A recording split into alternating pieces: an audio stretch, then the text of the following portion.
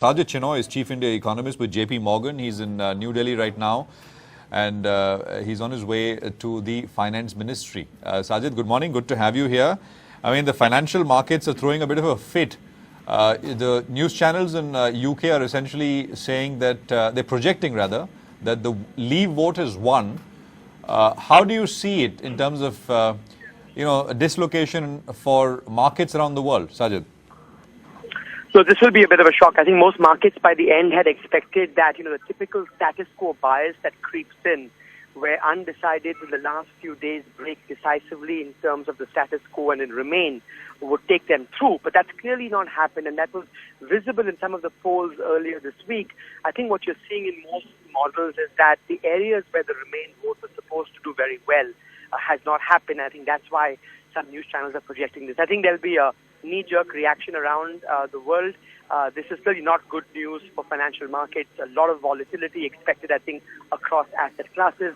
But, I think the important difference here, Prashant, is unlike previous shocks, a Lehman event or a taper tantrum, it's not like the uncertainty is going to get better. Those were accidents where the initial impact was very severe and things got better every day.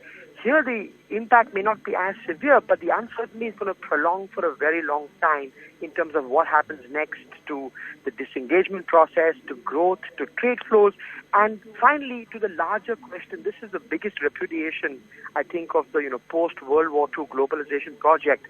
And the fear is, will this spawn other movements in Europe or around the world and further increase the anti-globalization backlash that you're seeing in some advanced economies? Fair enough. Let's assume that the EU breaks up, Sajjid, right? Let's go to the extreme scenario, which is what markets are worried about, that other countries would demand a vote and they'd want to leave as well, and the EU disintegrates. What are the implications? Very broadly, I mean, as you stand back as an economist who studied this, what's your sense? What does it mean, really? Well, let's hope we don't get to that outcome and political leaders, reach and respond soon.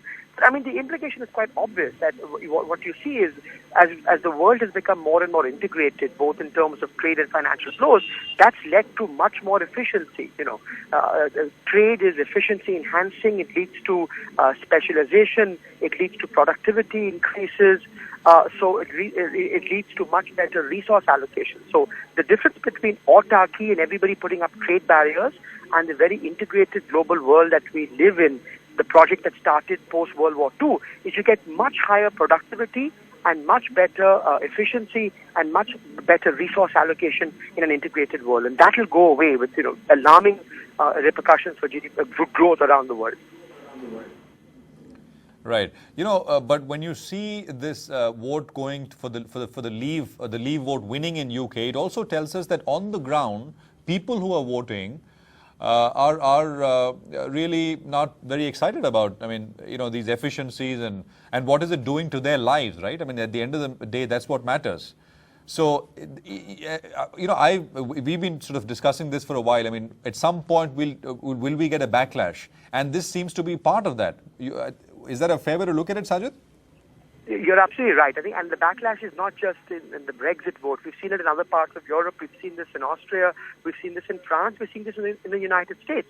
And I think this goes back to the political economy of trade, which is that on net, economies and countries are winners, but there are winners and losers. The winners typically experience gains that are smaller and more diffuse. Large number of households will get access to a bigger variety of goods at lower prices. But the losers are much more concentrated, job losses, dislocation. And I think what you're seeing is prolonged growth stagnation post the global financial crisis. A lot of austerity has meant that the losses have been very concentrated, and governments around the world have not done enough to cushion the losers in this globalized world. And what you're seeing now is this massive backlash against that dynamic. This is a vote against austerity as well, Sajjid, right? In one way. It is. I won't doubt that. I think both the globalization forces in the last 10, 15 years. Second, the prolonged downturn and growth stagnation that you've seen post 2008. And third, this can't help say that the it is a vote against the policy response in the last 5-6 years in many advanced economies. For India, Sajjid, again, it's basically capital flows related impact, or is there more? Well, I think in the very near term, it's capital flows, and I think, India's macro fundamentals are very strong. Not only are they strong, they're perceived to be very strong. I think that's the important part. This is nothing like a 2013 moment where India was considered very vulnerable. It's quite the opposite. We have a war chest of reserves. The RBI has never been shy to use them, and I think we'll see the same thing. So we will, of course, not be insulated from the shock, but we will not necessarily underperform anybody else because our macro fundamentals are very strong. In the medium term, we'll have to wait and see what the growth impact is on the EU, on the euro area, and the spillover impact on the US as well. Let's not forget, if you have a very strong dollar, a lot of risk aversion and a strong dollar, that's going to have a spillover on, net exports and US growth. And the question is going to be, what will be the trade impact for India in terms of our exports to these destinations? Exports to the UK are just 3%, but the impact will be in the euro area, and exports to the euro area are 12%. So 15% of our exports go to the UK and Europe, so we have to wait and see what the impact is in terms of growth and trade. Fair enough. Sajjid, it's a pleasure. Thank you very much, and hope you have a good day ahead. Thank you indeed for joining us with that perspective. Thanks, Prashant.